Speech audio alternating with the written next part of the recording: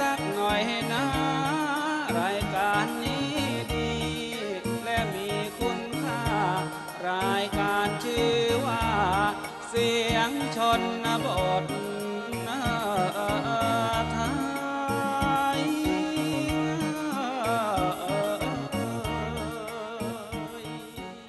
ครับกราบสวัสดีครับพี่น้องท่านผู้ชมท่านผู้ฟังที่รักและเคารพทุกท่านครับผมจ่าพงศ์สรคามจ่าเถาะเมืองอุดรจ่าชาติเมืองขอนแก่นนะครับมื้อนี้ไปธุระมาสายจากน้อยก็เลยบ่ได้เต้นเข่าฟ้อนเขาพญาเถาะกับใบชาติศูนย์แฮงเฮ้ยคือบ่ได้ฟ้อนว่าคือบ่ได้ฟ้อนว่าอ่ะบ่เป็นหยังน้องล่ะเฮาฟ้อนออกก็ได้มื้อนี้จ่าเถาะมีข่าวใหม่ๆสิมาฝากพี่น้องมาตอนเห็นว่ามีของดีหยังก็ล่ะมื้อนี้เว้าสู่อ้ายฟังเนี่ยนะมื้อนี้แหมเหมือนเดิมเช่นเคยครับ ครับ พี่น้องมาพอกัน3จ่าครับเป็นประจำครับซอยข้อมือโกสตาร์ครับใส่ละเท่ใส่ละดีครับขี่รถคือเกาเหาะบ่ได้ครับแต่ว่าซื้อไปใช้สวัสดีราคา 4,000 บ่ขายครับขายเคียง 19,100 ครับผมโทรมาเด้อครับอยากได้เบอร์โทร02ครับ277 9696ครับนี่แหละเบอร์โทรพญาชาติ02 277 9696ครับผมสร้อยข้อมือโกสตาร์ครับผมยังแถมอีกจี้ครับราคา800ราคา800แถมให้ซื่อๆนี่แถมให้ซื่อเพราะว่าบริษัทเพิ่นรวยครับโฆษณามื้อนี้แทนที่เพิ่นสิให้ข่อยจักอันอยู่ดิข่อยเอาใส่ฮอดหูข่อยเอาใส่ฮอดขอมือ3อัน4อันบ่ถามให้ข่อยจักเที่ยครับใส่ไปแล้วก็ได้ขี่รถคือเก่าเราบ่ได้ฮอดหรอกครับแต่ว่ามันดีครับผมดีอยากได้ครับอยากได้ครับซื้อแต่ตัวผีถ้าอยากได้อ่ะ 4,000บ่ขายครับ 1,999 บาทครับผม2อันแต่ยังบ่ทันได้ซื้อจนกว่าสิหาเงินได้ 2,000 ข่อยจะสร้างคือกันแต่ข่อยบ่ทันใจข่อยเอาไปใส่ก้อนเนี่ยบ่ครับตักท้ายพี่น้องสักก่อนครับให้จ้าชาติไล่ลืมเจ้าบ่มีไล่ลืมไงแท้แล้วเตือนใจเอ้ยเบ้ยเตือนใจเป็นมันพูดเตือนใจอย่างเงี้ยไม่แน่ข่อยเว้าเด้อุ้ยถ้าเกิดว่าเตือนใจไอ้สิเว้าเด้เนาะข่อยก็ไอ้สิเว้าเด้ไอ้จ้าชาติไล่ลืมเจ้าบ่มีไล่ลืมไงแท้แล้วเตือนใจเอ้ยว่าซั่นว่าฟ้าบ่หงายดินทรายบ่ปิ่นหินอยู่น้ำฟูขึ้นกับบ่ไหลว่าซั่นว่าผมจักแล้วว่าจบกันว่าเตือนใจเอ้ยก็นึกว่ามีพี่นางคนใหม่ซื้อว่าเตือนใจอีกข่อยก็ได้ผู้ใดซื้อเตือนใจก็รับทราบไปนั่นเพราะว่าการลืมคนเนี่ยมันลืมบ่ได้ง่ายๆหรอกครับความปีความชาติปี55สิผ่านไปปี56สิมาถึงเพราะฉะนั้นถ้าจำหน้าบ่ได้ก็จะจำความดีเพิ่นไว้ซั่นตัวครับผมเบิ่งนึงข่อยใส่แว่นตาสีฟ้ามันออกมืดๆข่อยเลี้ยวเบิ่งพวกเจ้าก็เป็นมืดๆมัวๆแต่พอข่อยมาใส่แว่นตาใสนี่บัดนี้มันก็แจ้งจางปางสว่างอยู่ในตาเดี๋ยวนี้ไข้แน่ล่ะน้องเฮาไข้แน่เพราะหยังเพราะว่าหลังจากรักษามาโดนข่อยใกล้เซาแล้วเด้ล่ะข่อยปัวใกล้เซาแล้วเด้ล่ะโรคบ้าข่อยตั้งแต่กี้สิอันหาอันกองกึมๆจากกาว่าสีหยังต่อสีหยังมันใส่มานึ่งถึงเถิดงานกันอยู่เดี๋ยวนี้ไข้แน่แล้วมี2อันมันก็เข้ากับสีเสียได้ล่ะสีนี่แหละครับเป็นอย่างผมจังว่าการใส่แว่นตาสีใดอยากให้พี่น้องพินิจพิจารณานะครับถึงแม้ว่าเขาสิมองเห็นเป็นสีนั้นแต่ว่าเขาก็ต้องเบิ่งเนื้อแท้ของมันนะครับการเขียนหนังสือนี่อย่าสไปเบิ่งใบปานามันต้องเบิ่งเนื้อในของการสอดไส้ว่าสิ่งข้างในนั้นมันสิเป็นบงหรือเป็นแมงถ้าเป็นไม้ว่ายังบ่ทันแล้ววิธีเดียวนี้แม่นลักเอาเลยก็ขึ้นลักเอาเลยบ่พอออกรายการแล้วเอาเมียบ้านเลยบ่ต้องบอกเล่นบ่คันท่วงขึ้นมื้อนี้ข่อยสิบ่เว้าให้อีกเลยมื้ออื่นน่ะโกสตาคันเจ้าท่วงข่อยขึ้นมื้อนี้ข่อยสิบ่เว้าให้เจ้าอีกข่อยใช้มาหลายมื้อแล้วเดี๋ยวฟันธงดูฟันธงเลยมื้ออื่นข่อยบ่เว้าบัดนี้เฮามาข่าวนะครับบ้านเมืองเฮาก็มีสถานการณ์มากมายนะครับเฮาก็พยายามสิรังสรรค์รายการผู้ใดมีข่าวอยู่แก่ใดพี่น้องสามารถ SMS ขึ้นหน้าจอมื้อนี้มีเรื่องเล่าเกิดขึ้นอยู่ตำบลนั้นอำเภอนี้ขอให้พี่น้องร่วมจัดรายการไปพร้อมๆเฮาให้ดำเนินรายการไปพร้อมๆเฮาฝนตกอยู่บางหันพายุแดดออกน้ำท่วมบางหันบางนี้พี่น้องก็แจ้งเขามาบอกเขานะครับผู้ใดเจ็บท้องออกลูกก็บอกได้นี่คือรายการเสียงชนบทไทยเพื่อที่อยากสะท้อนให้พี่น้องคนชนบทนะครับที่เขามาอยู่เมืองหลวงให้จับกลุ่มเป็นกลุ่มเฮ็ดคุณงามความดีเพื่อชาติเพื่อบ้านเมืองมื้อนี้ข่าวสารบ้านเมืองก็มีมากมายนะครับก้าวแรกก็บ่ว่าจะเป็นสภาทนายจี้คดีราเมศพบตรเพิ่นก็ได้สร้างตั้งทีมสอบแล้วก็ข่าวต่อมาก็บ่ว่าจะเป็นรองประธานวิปฝ่ายค้านเป็นคาดว่าสนัดทกร่วมพรรคมื้อวันที่25ท่านว่าเด้อว่าซั่นว่าอันนี้พรรคร่วมของฝ่ายค้านเพิ่นนัดกันบ่ว่าจะเป็นข่าวก่อนวอนรัฐบาลเก็บภาษีที่ดินบ่ว่าจะเป็นลดภาษีคนรวยคือกันมันมีข่าวหลายครับอันนี้คือช่วงแรกเดี๋ยวจังน้อยจ่าชาติจะสอสีมาเว้ากับพี่กับน้องพี่น้องครับมาเบิ่งเรื่องนี้จากข่าวก่อนบ่ว่าจะเป็นมื้อนี้เองนะครับ ข้าวนี่โอ้ข้าวมือ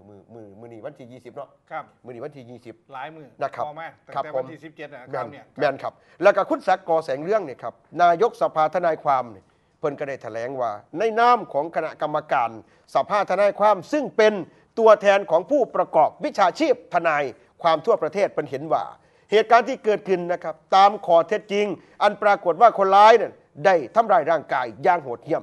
และก็หมายที่จะเอาชีวิตของทนายความ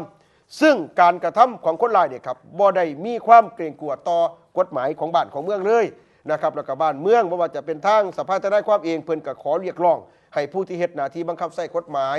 โดยเฉพาะ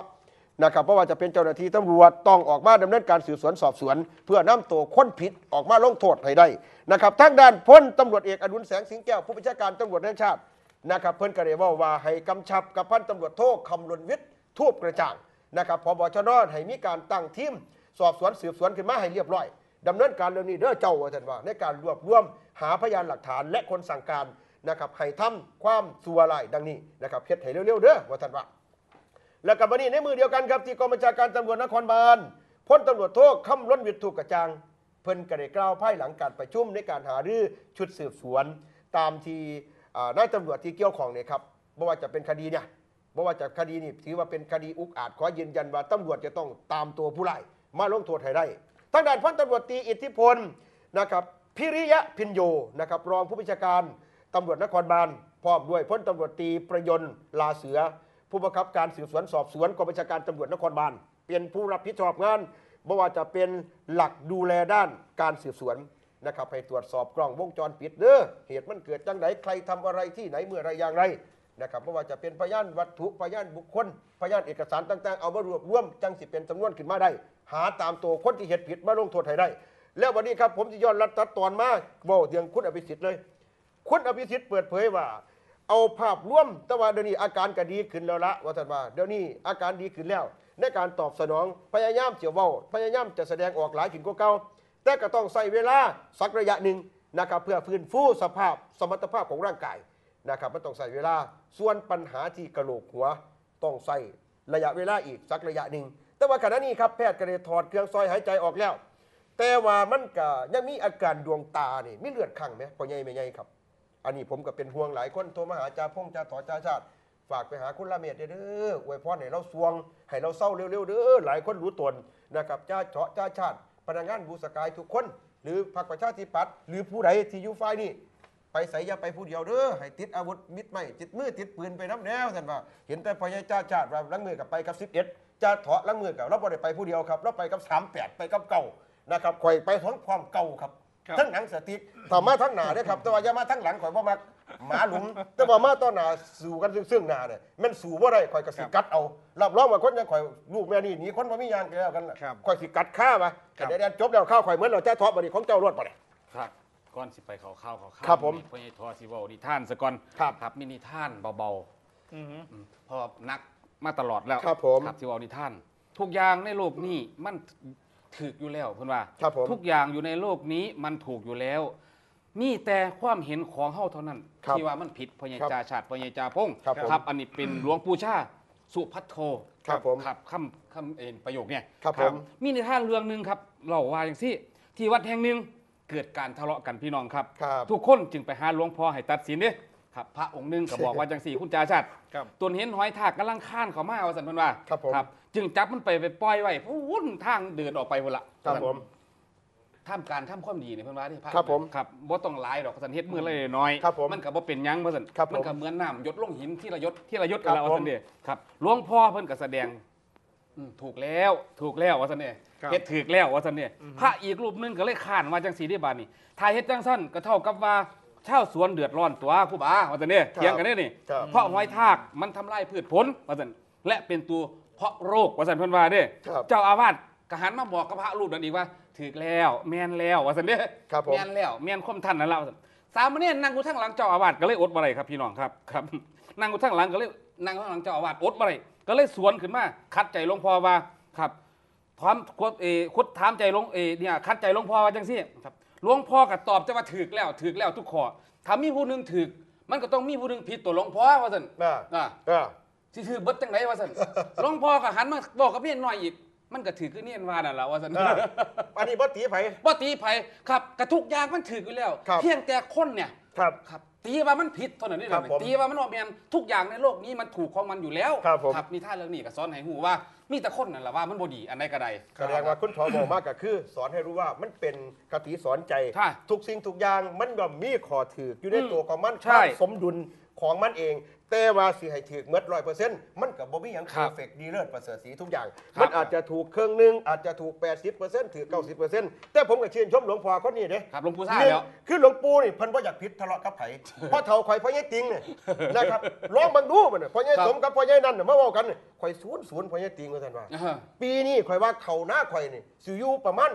500สิได้ประมาณ500กระสอบพี่เนาะ ครับ ข่อยก็ว่าอยู่ว่างนี่แหละว่าซั่นว่าอยู่ ครับ ต่อมามีไงตู้ย่างมาว่าพ่อใหญ่ติงเจ้าว่าหน้าข่อยสิได้หลายปานใดพอสองคนน่ะเป็นผัวเมียกัน ครับ ข่อยว่าอยู่ว่าง200นี่เนาะข่อยก็ว่าอยู่ว่างนั่นแหละว่าซั่นว่า นี่แหละ ผู้หนึงบอกว่าอยู่500ก็ว่าข่อยก็ว่าอยู่ว่างนั่นล่ะผู้หนึง300ข่อยก็อยู่ว่างหั่นล่ะก็เลยบ่ผิดใจพยากรณ์อันนี้ก็มีข้อดี ซึ่งเป็นเรื่องที่ดีนะที่คุณต่อนำมาเว้านะครับเจ้าหรือเจ้าคิดจังได๋ มันมีหลวงพ่อองค์หนึงเด้ ครับผม นักการเมืองเพิ่นสิไปทอดกฐิน ครับผม ครับรัฐมนตรีละขอยบ่ได้เอ่ยว่ารัฐมนตรีคนไหนเด้ ครับผม สิไปทอดกฐินในวัดบังเอิญไปเหยียบเอากองขี่ม้าครั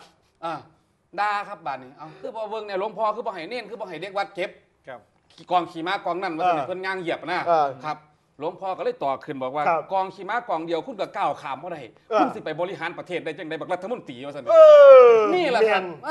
แม่นเอาจับมือไปนะข่อยขึ้นมาเจ้าหลายตัวนี้แม่นเจ้าก็ว่าถือใจข่อย ถือตัว นี่เด้ถือใจ กองขี่ม้ากองเดียวมึงย่างข้ามบ่ได้มึงก็เหยียบ ครับ มันก็สิแก้ปัญหาบ้านเมืองได้จังไดหลวงพ่อด่าตื่มซ้ำ ถ้ามันคอยสีได้ได้ป่ะ เจ้าได้เลย รู้จักว่าขี่ม้ามึงไปเหยียบ ไปเหยียบไปหยัง มันบ่เห็น เออ มันบ่เห็น มันบ่เห็น ครับโทษไปโทษผู้นั้นผู้นี้บาดนี้ นั่นแล้วนั่นคนซุ่มซ่ามบ่ระวังจิตพระเพิ่นก็ต้องบอกถ้าเขาไปหาพระเพิ่นต้องบอกว่าผู้ใดจักระวังจิต อืม ผู้นั้นจักพ้นจากบ่วงแห่งมาร จ้าชาติ ครับ จ้าข่อยเป็นเด็กน้อยพ่อใหญ่ข่อยนะครับ แล้วเอาถ้วยปนตั้งไว้กลางเฮียนไว้ อืม ข่อยเล่นยางเตะตาแตกบ่มึนบ่ ถ้วยปนมันตั้งโจโก้บอกพวกมึงเตะมันเห็นหยังบ่ซั่นบ่นี่พ่อใหญ่ข่อยถ้วยปนถ้วยเก่าอีกมือใหม่แล้วยางมาเราเล่นเตะสู้เพียงบ่ฮู้จักเมียนว่าซั่นว่า อืม คอเดียวกันเด้ ครับ แต่ว่านี่คือความแตกต่างความสองมาตรฐาน แต่ว่า ครับ หยิบยกมาเว้าให้พี่น้องฟังบัดนี้เจ้าเถาะเว้านิทานเรื่องหลวงพ่อข่อยก็สิเว้าเรื่องหลวงพ่อคือกัน ครับ นะครับคือหลวงพ่อนี่ เจ้าคณะอำเภอเราโทรมาหาข่อยทุกมื้อแต่ว่าอย่าว่าอำเภอใดเถาะว่าท่านว่า ครับ ก็คือหนึ่งว่าท่านว่าเฮ็ดจังได๋น้อว่าท่านว่าข่อยจะเป็นผู้แทนแล้วว่าท่านตอนแรกที่เลือกตั้งไม่นี่ไปไหว้เขาหมดเด้เดี๋ยวเป็นเรียบร้อยแล้วบัดนี้คนใส่เขาผิดกันเขาเลยจมหลวงพ่อเราเลยได้ยินกูอยากให้ชาวบ้านที่เลือกได้ยินเด้ว่าท่านว่าพอดีพอเลือกตั้งเรียบร้อยแล้ว ชาวบ้านมาหาผู้แทนบัดนี้คนใส่ก็เลยไปขอมึงบอกเฮ็ดหยังว่าท่านว่ากูนอนอยู่ในนี่คือบ่ตั๋วรถว่าท่านว่า ครับ มีแต่มาขอเงินกูรำคาญกูเปิดกูอิ่มโคตรพ่อโคตรแม่มันนี่ว่าท่านว่าบัดนี้คนใส่ก็เลยมาบอกกันโอ้ยอยากให้พี่น้องได้ยินเด้ว่าท่านว่า ว่าสสด่าคนใส่เจ้าของจมว่าพี่น้องมารบกวนออกขวดพ่อขวดแม่ ครับ บัดย่ำอยากได้เป็นผู้แทนไปหาเสียงเขา อันนี้คือเรื่องจริง ครับ นะครับหลวงพ่อเจ้าคณะอำเภอหนึ่งอยู่ทางบ้านข่อยพุ่นละอยู่ทางในขอนแก่นแต่บ่บอกอำเภอไหนนะครับเราโทรมาหาข่อยเราก็เลยบอกว่าจ่าพงเอ้ยเอาเรื่องนี้ไปเว้าในเด้อว่าท่านว่าก็คือคนหอยหิวคือข่อยเว้าเรื่องห้ำนั่นแหละมีคนเอาคือเขาเป็นหมูเนี่ยชาวอีสานเป็นหมูเนี่ยเอาห้ำมาอ้อยอย่างกายแต่บ่ให้กินเนี่ยหมูพองหมูชาติหมูถอกับอุดมันหอยหิวมันอยากกินห้ำ ครับ ในเมื่อมีคนเอาของมารอ มันก็ต้องหักเขา ได้กินเขาน้ำไผ่เนี่ยมันหักผู้นั้น นี่แหละคือหลวงพ่อเจ้าคณะอำเภอแล้วบอกว่า เป็นอย่างประชาธิปัตย์คือบ่ลงลากหญ้าลงลึกให้ถึงเขาแน่ว่าท่านว่า ทั้งทีผู้แทนคนหนึ่งเนี่ยเอาเงินไปมอบ5,000เนี่ยแล้วก็หนีไป แล้วก็มีผู้แทนคนหนึ่งเอาเงินไปมอบ200ว่า ครับ ตูดกินน้ำจนส่งขาด อยู่น้ำกินน้ำอยู่เครื่องมือ เอาไปมากเขาเลือกผู้ให้200เพราะมันได้ใจ ผู้ให้5,000ไปมอบเหล่านี้เขาบ่เลือก ครับ นี่ก็คือเอามาบอกจังซี่แหละครับ นะครับถ้าอยากได้ก็เฮ็ดเอาตัวเป็นว่าโอ้จ่าชาติว่า ครับ จ่าพงบ่ย่องเนี่ยบ่เป็นคนอ่อนซ้อนคนปานนั้นเด้แต่ว่าถ้าว่ามันดีก็เอาไปพิจารณาเนี่ยนะครับนี่แหละคนตับเดียวเว้าก็เว้าแบบตับเดียวนี่แหละครับ ครับ ยิ่งผู้ใดหน้าบูดกับข่อยบ่ให้ไหวจักเที่ยก็ได้ข่อยเป็นคนสันดานแบบนั้นนะครับ ครับตายก็ว่าไปเผาวะเอามาเบิ้งบาทเนี่ยไปเบิ้งสายบาทเนี่ยร่องประท่านวิพายคาด ครับ คาดนัดทกพักร่วมวันที่ 25 ครับผม ข้อก็คือธันวาคมแน่นอนแม่นบ่ เฮ้ยข่อยก็ว่าซะแล้วเนาะ ครับผม ครับรองประธานวิปฝ่ายค้านครับทกพักร่วมอังคารหนะปมแก้รัฐธรรมนูญยันประชาธิปัตย์ไงหลังแต่งว่าบ่แม่นยันประชาธิปัตย์ไม่เห็นด้วย ครับ บ่เป็นยันไงหลังคนละยัน อย่าว่าหงายหลังแต่งนะ นายนครมาชิมครับสสพิษณุโลกพรรคประชาธิปัตย์ในฐานะรองประธานคณะกรรมการประสานงานพรรคร่วมฝ่ายค้านหรือวิปฝ่ายค้าน ยืนยันกับสำนักข่าว INN ว่าล่าสุดวิปฝ่ายค้านยังไม่ได้พูดคุยหารือกันอย่างเป็นทางการแต่การหารือกันของฝ่ายค้านบางส่วนพ่อว่ามีความกังวลใจความขัดแย้งจากการที่รัฐบาลนำเรื่องนี้เข้ามาทำให้สังคมโกลาหลและเกิดความวุ่นวายมากยิ่งขึ้นว่าสันพันวาเด้นี่ทั้งนี้มีความเป็นไปได้วันอังคารที่25 ธันวาคมน่าสิมีการหารืออย่างจริงจังถึงเรื่องนี้ของฝ่ายค้านเพื่อให้ได้ข้อสรุปกันอย่างเป็นทางการนายนครก็ยังเปิดเผยว่าภายในพรรคประชาธิปัตย์สสมีความเห็นสอดคล้องกันว่าสันพันว่าโอ้ก็คือสอดคล้องกันกันรินเดี๋ยวว่าครับที่จะยึดกรอบกฎหมายและรัฐธรรมนูญและจะต้องยึดเสียงส่วนใหญ่ของคนไทยว่าสันเดชเพิ่นว่านี่ปัญญาจ่าบุ้งปัญญาจ่าชาติครับ ครับแต่ เอาสิเจ้าเดิมพันกับข่อยบ่ ว่า เขาว่ามืออื่นโลกสิแตกข่อยว่าบ่แตก ครับ หมอดูเขาบอกว่าพญาชาติกับพญาถอสิได้เมียอีก8 คนพุ่นเนาะข่อยก็สิได้อีกผู้หนึงอยู่ไหมข่อยยังบ่ทันได้เมียอีกอยู่ไหมมันสิแตกหนี้จากกันข่อยว่าจ้างกับว่าแตกข่อยบ่เสีย ถ้าจ้าชาติกับจ้าทอได้อีก8 คนก็ยังบ่สู่จ้าพงที่มีอยู่ในปัจจุบัน ถึงจะได้อีกคนเดียวก็ยังบ่สู่ที่มีอยู่ในปัจจุบั นี่เนี่ยอย่าเอาความจริงมาเว้าเลย พี่น้องครับอันนั้นก็ทักทายพี่น้องด้วยข่าวหลายข่าวทั้งข่าวคุณลาเมศทั้ง ครับ ข่าว ผม เรื่องอย่างแน่ส่วนข่าวของผมเนี่ยเรื่องของการถอนขนหานพี่น้องคือสิได้ยินคำนี้นะครับ ว่าถอนขนหานเพราะถ้ารัฐบาลเนี่ยมันถังแตกเลยเด้ ถอนสดๆได้บ่ บอตอนแรกก็ไปเก็บซะก่อนมาเถอะเก็บปกติธรรมดาแต่บัดนี้มันยังหานมันยังมีอยู่นะมันยังมีขนพ่อที่ถอนอยู่ ก็เลยหมายความว่าเก็บขนที่มันหล่นจากหานอยู่แล้วมันบ่พอบัดนี้เห็นขนมันอยู่ในหางในตัวหานก็เลยไปถอนเอาอันนี้ก็หมายความว่าเป็นชี้แล้วว่ารัฐบาลนี่กำลังสิถังแตก เพราะเรื่องของประชานิยมโลภมากในการที่จะทุจริตคอร์รัปชัน ครับ พี่น้อง ผม ทางภาคฝ่ายค้านเอาไปบอกไปจาแล้วเรื่องนี้ก็ยังไม่ได้มีการกระตุ้นยังสิมาเก็บภาษีหรือว่าสิลดหย่อนมาตรฐานการแนวไหนต้องไปฟังคนนี้ครับรัฐมนตรีข้างของโลกครับ ครับ คือ ผม คุณกรณ์จาติกาวนิชนะครับก่อนวอนรัฐบาลเก็บภาษีที่ดินอัดลดภาษีคนรวยประสันนายกรณ์จาติกาวนิชครับรองหัวหน้าพรรคประชาธิปัตย์และอดีตรัฐมนตรีว่าการกระทรวงการคลังได้กล่าวว่ากรณีรัฐบาลออกมาตรการปรับโครงสร้างภาษีบุคคลธรรมดา เพื่อลดภาระภาษีให้กับพี่น้องประชาชนได้ลดอัตราภาษีให้ผู้มีเงินเดือนสูงสุด